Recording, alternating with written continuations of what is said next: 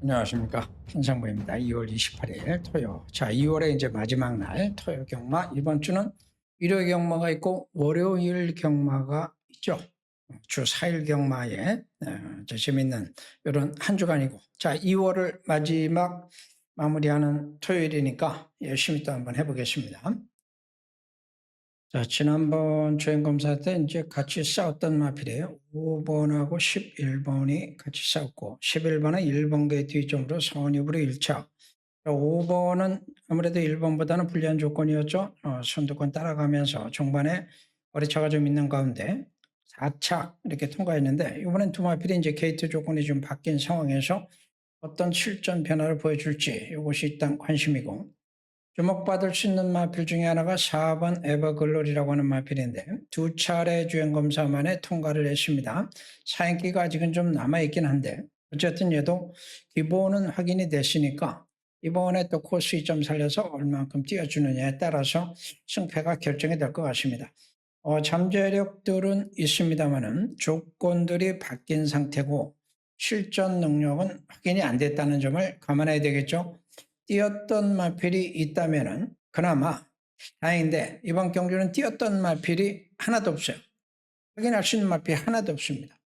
선두권 변수가 나오면 2번 정도 가능성이 열려 있는 것 같은데, 자, 이런 경주는 무리하게 압축을 미리 하지 마시고 현장 판단에 따라서 배팅 가치를 보면서 정리를 해도 될 것 같죠?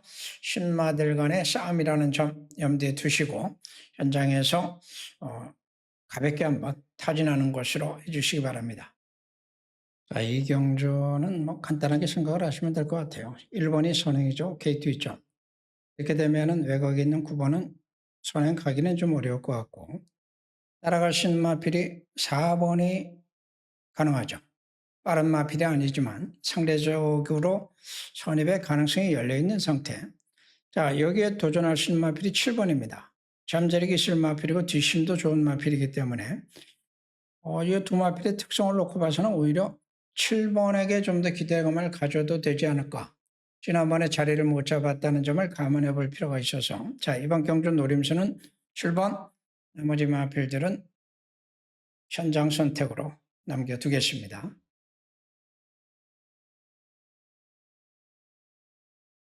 자, 3경주는 저격장 경주로 선정을 했습니다. 인기마들이 있습니다만은 인기마들의 전력이 아직은 그렇게 확고하지는 않습니다. 전개에 따라서 상황에 따라서 변동성이 커질 수 있는 조건이라는 점에서 이번 경주는 조개 변화와 걸음 변화 가능성을 갖고 있는 마필을 놓고서 선택을 한번 해보자라는 말씀을 드리고 싶은데, 바로 3번 세명 피크라고 하는 마필입니다. 지난번에 출발이 좋지를 못해서 제어를 하는 바람에 뒤로 쳐졌어요. 그래서 막판 취입 도전에 나서봤습니다만은 이미 타이밍을 놓쳤죠. 그러니까 얘 가능성은 그 이전에 얘가 순발력을 보여준 적들이 있었는데 뒷심이 따라주지를 못했던 것이고, 최근에 두 차례 경주에서 보여주는 모습들을 보니까 뒷심이 많이 보강이 됐다는 점, 초반보다는 이제 뒷심이 증가를 하면서 전개의 유연성이 생겼죠. 그러니까 이런 부분들이 이번 경주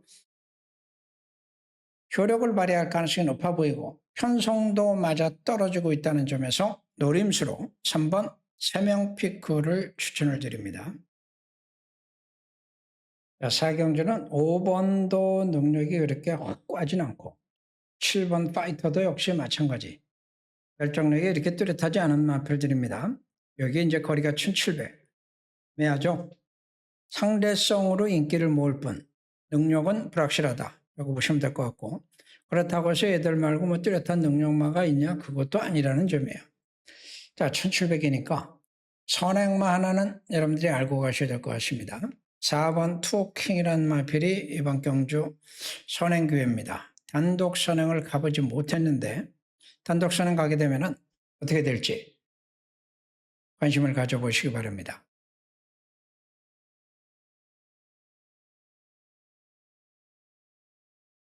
자, 서로 경주는 혼전도가 상당히 좀 높아진 상태.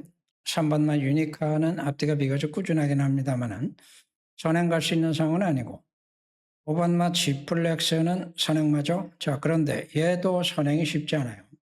5번마 이클립스 보스는 승군전, 지난번에 선행 가서 들어온 겁니다. 자, 9번 선행 가서 들어왔고 5번도 선행을 갔을 때 최선의 능력이 가능하고 3번은 선행이 아니다라고 일단 말씀을 드렸어요. 자, 그런데 얘들만 뛰는 게 아니고 선행의 중요한 변수들이 또 안쪽에 있죠. 2번도 있고 외곽에는 8번이나 7번 같은 마필들도 있어서 이번 경주는 그야말로 선두권 서바이벌이 될 가능성이 굉장히 높아 보입니다. 자, 이 중에 한 마리만 살아남으면 얘가 무조건 온다라고 볼 수 있고 이 중에 두 마리가 살아남으면 얘도 쉽진 않을 것 같은데 그래서 이번 경주가 사실은 좀 어려워요. 적극적인 취마가 없다는 것도 이번 경주가 가지고 있는 큰 특징이기 때문에 선두권 서바이벌의 결과가 어떻게 되느냐에 따라서 변동성이 커질 수가 있을 것 같습니다. 자, 일단 얘는 가져가야 되겠죠. 현장에서 공략이 가능한 마필 한 2방 정도 압축한다면 재밌을 것 같습니다. 자, 오늘 몇 개의 경주에서 선행마들끼리의 치열한 충돌과 접전이 가능한 경주들이 있는데 그 중에 하나가 또 이번 경주예요. 5번마 금족산 역시 선행마, 선임마 아닙니다. 6번도 선행마, 얘가 선행 가지 못하고 선입된다라고 보기는 좀 어려워서 5번, 6번 누가 선행 가느냐 여기에 따라서 달라지겠죠. 자, 5번, 6번의 저배당은 그래서 나올 가능성이 거의 없다라고 볼 수가 있고 선두권엔 7번도 또 선행을 가야만 되는 마필이 있어서 이래저래 좀 복잡한 양상인데 외곽에 있는 10번까지 가세하면 그야말로 선두권 서바이벌이 불가피하죠. 빅투아르가 안쪽에서 어떤 역할을 할지도 신경이 좀 쓰이는데 얘는 추임력은 없는데 반사이익이라는 거는 항상 있죠.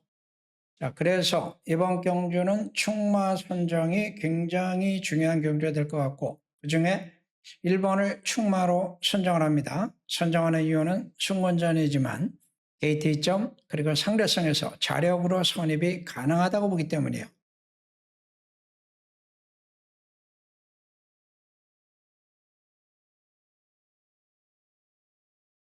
자, 7경주 수능그램 체크로 들어가겠습니다.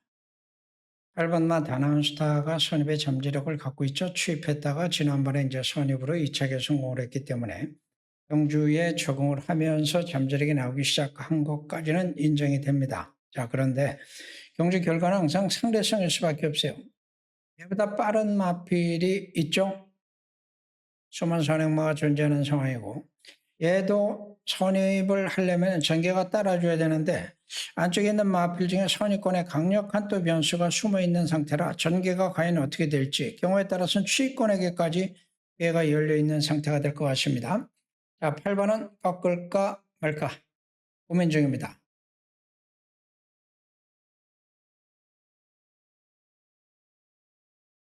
자, 서울 8경주는 사실상 혼전입니다. 지금 인기도도 이렇게 분산이 되고 있죠. 절대 강자가 없기 때문이고 그중 가장 많은 인기는 역시 4번마 블루선에게 가고 있습니다만은 승문전입니다. 얘가 선행 갈 수 있다면 유리한 건 사실이에요. 자, 그런데 선행 여부는 다소 좀 유동적일 수가 있습니다. 선입권에 있는 마필들도 몇 두가 있기는 있으나 결정력이 다 좀 애매해요. 사실은. 최권에 있는 마필들에게도 기회가 올 수 있는 1800거리라는 점에서 이번 경주는 다소 좀 비틀어진 결과가 나올 가능성이 높죠. 자, 복병 하나 가죠. 3번 별콩입니다. 아직 한 번도 입상하지 못하고 있는 마필이고 최근에 1800에서 거리 적응력을 충분히 가지고 있는 상태. 편성 이 정도라면은 첫 입상 욕심을 한번 내봐도 될 것 같은데 현장에서 보죠.